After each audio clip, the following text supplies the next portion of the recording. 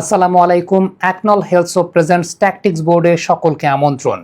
ডায়ো Upamecano এই প্লেয়ারটা এই বিশ্বকাপের সেরা সেন্টার ব্যাক। ফ্রান্সের আসলে অ্যাটাকিং থ্রেটটা অনেক বেশি, তারাই সব ফোকাসটা নিয়ে নেন, যে কারণে ডিফেন্সিভ এন্ডে ডায়ো উপামেকানো এবং সেই সঙ্গে সালিবা যে কাজগুলো করছেন সেটা কিন্তু পুরোপুরি আন্ডাররেটেড থেকে যাচ্ছে। বিশেষ করে উপামেকানো 1 ভার্সেস 1 একেবারে আনটাচেবল। আনটাচেবল মানে একেবারে আনটাচেবল। আমি যতগুলো বিশ্বকাপ দেখেছি আমার মতে সবচাইতে বেস্ট সেন্টার ব্যাকটা ফ্যাবিও ক্যানাভারো, যেহেতু তিনি বিশ্বকাপ জিতেছেন। তবে আমার কাছে ব্যক্তিগতভাবে মনে হচ্ছে ফ্রান্স যদি ফাইনাল পর্যন্ত যায়, ডায়ো উপামেকানো হয়তো বা স্ট্যাটিস্টিক্যালি সব দিক থেকে ফ্যাবিও ক্যানাভারোকেও ছাড়িয়ে যাবেন। আবারও বলি, যেহেতু ফ্রান্সের অ্যাটাকিং থ্রেটটা অনেক বেশি, এই কারণে উপামেকানোর কাজগুলো ওইরকমভাবে বোঝা যায় না, কিন্তু হি ইজ আনটাচেবল। একদিক থেকে তার ফিজিক্যালিটি আছে, দ্বিতীয়ত এরিয়াল ডুয়েলে তার সঙ্গে পারাটা খুব ডিফিকাল্ট, তৃতীয়ত বল ডিস্ট্রিবিউশন। এখনকার ডিফেন্ডাররা তো অনেক হাইলাইনে ডিফেন্স করে থাকেন।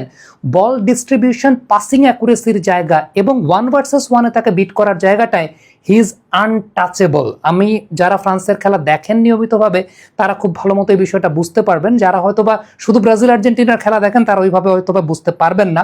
আমি একটা স্ট্যাটিস্টিক্স দিয়ে আসলে আলোচনাটা শুরু করি। আমি কেন ক্যানাভারোর সাথে তাকে আসলে কম্পেয়ার করছি। আমার মতে এখন পর্যন্ত আমি যতগুলো বিশ্বকাপ দেখেছি ক্যানাভারোর মতো সেন্টার ব্যাক আমি আসলে দেখি নাই। আমি কেন আসলে এই কম্প্যারিজনটা আসছি, যে মনে হচ্ছে যে ক্যানাভারোকেও তিনি ছাড়িয়ে যাবেন। প্রথমত, ফ্রান্সের হয়ে সর্বশেষ 32টা গেমের মধ্যে 24টা ক্লিন শিট দিয়েছেন উপামেকানো। অর্থাৎ তিনি থাকলে 32টা গেমের মধ্যে 24টা গেমে ফ্রান্স কোনো গোল খায় নাই। এই বিশ্বকাপে 6 গেমের মধ্যে 4টা গেমেই ক্লিন শিট উপামেকানো এবং সালিবা জুটি। আর এই ম্যাচটা, মরক্কোর সঙ্গে ম্যাচটা যদি চিন্তা করি আমরা, পরিসংখ্যানটা বলছে 90 মিনিটে 72টা টাচ দিয়েছেন, 8টা ডিফেন্সিভ কন্ট্রিবিউশন করেছেন, 2টা ট্যাকেল জিতেছেন, 4টা ক্লিয়ারেন্স করেছেন, একটা ব্লক শট, একটা বল রিকভারি, গ্রাউন্ড ডুয়েল জিতেছেন তিনি 3টা এবং 59টা অ্যাকুরেট পাস দিয়েছেন, যেটা 95%, এবং এটা highest rating for the match as a line defender. যেটা সত্যি কথা বলতে এই বিশ্বকাপের তো তিনি আসলে সেরা ডিফেন্ডার তো বটেই। আমি যদি through out all world cups চিন্তা করি, সেই জায়গাটায় তো বেকেনবাওয়ারদের খেলা তো আর আমি দেখি নাই। আমি যাদের খেলা দেখেছি, উপামেকানোকে আমার কাছে আসলে অনেক বেশি মাত্রায় সলিড মনে হচ্ছে। হ্যাঁ, পুয়ল পিকের জুটিটা সেটাও একটা জুটি ছিল 2010 সালের সেই সময়টা যদি আমি চিন্তা করে দেখি, but this is too good. উপামেকানোর জায়গাটা খুবই ভালো। কেন, কোন কোন বৈশিষ্ট্য, সেই ব্যাপারে যদি একটু ব্যাখ্যা করতে চাই, প্রথমত যে বিষয়টা বলতে হবে সেটা হচ্ছে তার ইন্টারসেপশনের জায়গাটা। মানে তিনি কিন্তু লাস্ট মিনিট ব্লকার না বা লাস্ট মোমেন্ট ব্লকার না। তার সবচাইতে বড় বিষয়টা হচ্ছে যে তার elite reading of the game, মানে ইন্টারসেপশনটা আসলে খুব ভালো। এবং আপনি যদি টুর্নামেন্টের ইন্টারসেপশন লিডার বোর্ডটা চিন্তা করেন, সেই জায়গাটাতে অন্য যে কোনো প্লেয়ারের চাইতে সবচাইতে বেশি ইন্টারসেপশনটা তারই।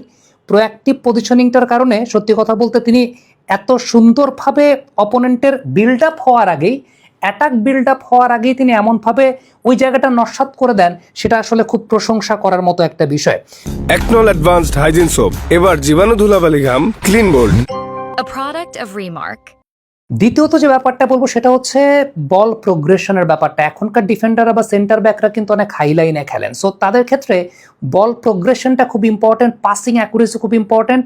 উপামেকানোর পাসিং অ্যাকুরেসি 94% পাসিং অ্যাকুরেসি। এবং এই ম্যাচটা পর্যন্ত যদি আমরা স্ট্যাটিস্টিক্স দেখি, তাহলে 341টা পাস তিনি কমপ্লিট করেছেন 361টা অ্যাটেম্পটের মধ্যে, এবং শর্ট বিল্ড আপ সিচুয়েশনগুলো বেশ ভালো করেছেন, সেটাও আমরা দেখতে পেয়েছি।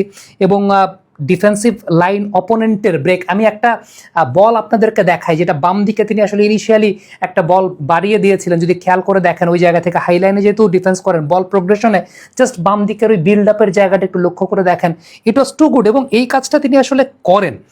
3 নাম্বার যে বিষয়টা, যেটা আমি শুরুতে আলোচনা করছিলাম, যে ফিজিক্যালিটিটা, মানে ডেফিনেটলি ওই জায়গাটা দাঁড়িয়ে থাকলে হি ইজ আনবিটেন। মানে 1 ভার্সেস 1 তাকে বিট করাটা আসলে খুব ডিফিকাল্ট, এবং রিকভারিটা খুব ইম্পর্টেন্ট।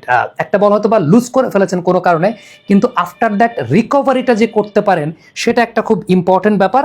একটা ম্যাচে আমি দেখছিলাম 34 কিলোমিটার প্রতি ঘন্টায় তিনি একটা বল মিস করেছিলেন অপোনেন্টের হাফে, দেন 34 কিলোমিটার প্রতি ঘন্টায় তিনি দৌড়ে সে বলটা পরবর্তী সময় ক্লিয়ার করেছিলেন। এটা কোনো একটা ম্যাচ, আমি ঠিক ভুলে গেছি, কমেন্টেটরও সেটা নিয়ে আলোচনা করছিলেন যে 34 কিলোমিটার প্রতি ঘন্টায় ওই জায়গাটায় বলটা রিকভারি দিয়েছিলেন তিনি।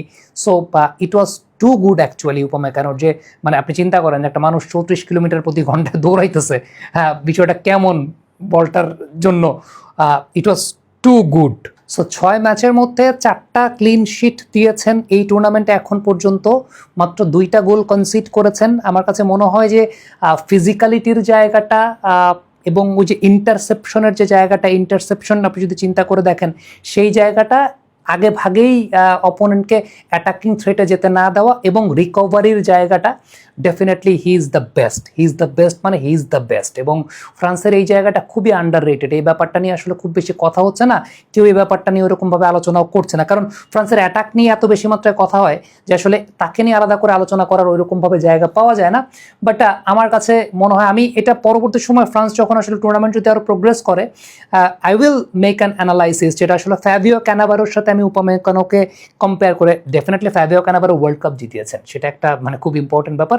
আমি ওই জায়গা থেকে সেন্টার ব্যাক পজিশনের জায়গাটা নিয়ে, এই পার্টিকুলার পজিশনটা নিয়ে আমি সত্যি কথা বলতে একটা কাজ করব, সেটা দেখার চেষ্টা করবো আসলে ফুটেজ বিশ্লেষণ এবং সেই সঙ্গে ডেটা বিশ্লেষণ করে, যে ক্যানাভারোর সাথে আসলে কোন কোন জায়গায় তার পার্থক্যের জায়গা আছে বা কোন কোন জায়গায় কে এগিয়ে আছেন, সেই জায়গাগুলো দেখার চেষ্টা করব। কমেন্ট বক্সে আপনাদের মন্তব্য মতামত জানতে চাই, লিখে পাঠাবেন।